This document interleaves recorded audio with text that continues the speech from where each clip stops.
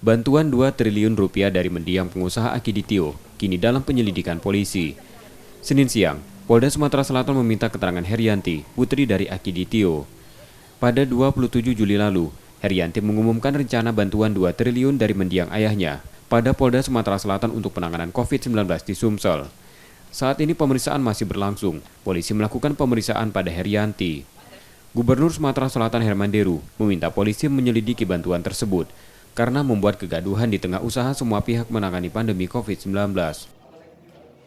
Suasana saat kita menangani pandemi COVID-19 ini menjadi terusik gara-gara ulah oknum tersebut yang seakan akan memberikan bantuan dengan nilai yang sangat fantastis itu kepada Kapolda kita. Jadi ini kami yang diundang menjadi saksi pada saat itu, ini semua tokoh agama berharap kepada Polri agar ini tidak berkelanjutan proses hukum dengan tindakan-tindakan yang sesuai dengan aturan berlaku, dan tentu kami harapkan ini setegas mungkin.